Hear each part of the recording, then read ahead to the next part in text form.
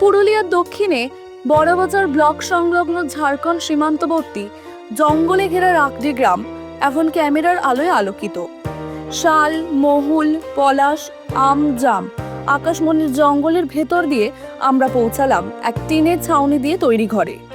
এই টিনের ছাউনির কৃষক পরিবারের মেয়ে ঝাড়খণ্ড রাজ্যের মাধ্যমিক সেরাদের তালিকায় নাম তুলেছে। নাম ভূমিকা মিশ্র। ভূমিকার বাবা পেশায় চাষি। মূলত কৃষক পরিবারের কন্যা ভূমিকার লড়াইটা ছিল চোখে আঙুল দিয়ে দেখানোর মতোই।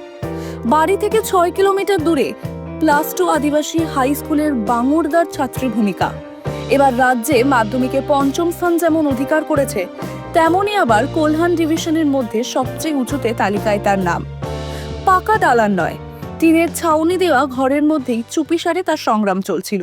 +2 আদিবাসী হাই স্কুল বাঙুরদা। ঝাড়খণ্ডে? জি। আচ্ছা, কোন সাবজেক্টে কত নম্বর বলতে পারবে? হ্যাঁ, আমার ম্যাথসে এসেছে 100 আউট অফ 100, আইটিএ 99, ইংলিশে 96, সায়েন্সে 98, সোশ্যাল স্টাডিয়ে 94 আর হিন্দিয়ে 89। টোটাল কত এসছে? 487। পার্সেন্টেজ? 97.4। আচ্ছা, রাজ্যে স্টেটে কি পজিশন? স্টেটে 5th পজিশন। 5th, পঞ্চম পজিশন পেয়েছো। জি। আর তোমার এই প্রখণ্ড বা ডিভিশনে? কোলান ডিভিশনে 1st পজিশন। ফার্স্ট পজিশন পেয়েছো। কেমন লাগছে রেজাল্টে?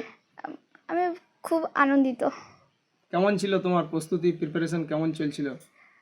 ভালো। ভালো। পড়াশোনা কিরকম ছিল সকাল থেকে রাত পর্যন্ত? ভালো মানে হ্যাঁ, পড়া।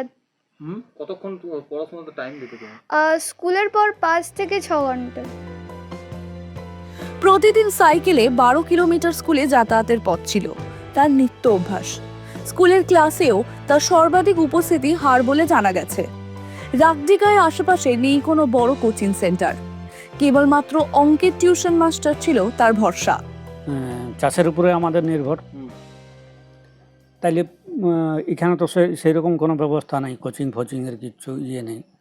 আচ্ছা, এখানে কোনো কোচিং সেন্টার নাই? কোনো কোচিং সেন্টার নেই। আচ্ছা, ওই সাইকেলে করে যেত 6-12 কিলোমিটার আসা যাওয়া।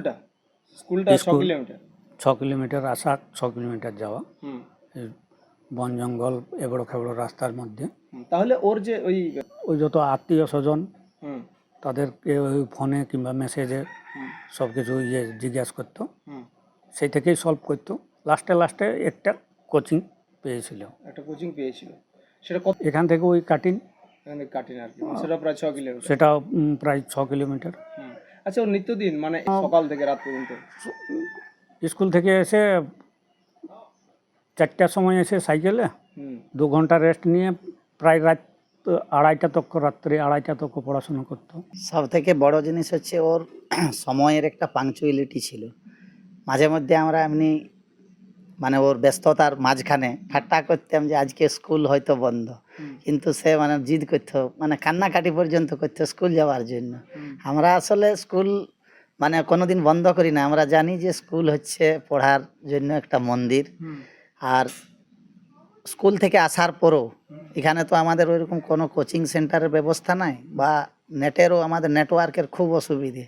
এর মাধ্যমে মানে একটা মাত্র টিউশন ওর ছিল সকালবেলাতে, সেটা ওই ম্যাথামেটিক্সের খালি টিউশন করতো, এবং ওই টিউশন করার পর স্কুল সেরে আবার আসতো, এসে করে একটু বিশ্রাম নেওয়ার পরে তারপরে আবার পড়াশোনা করতো, এবং গভীর রাত্রি পর্যন্ত পড়াশোনা করতো।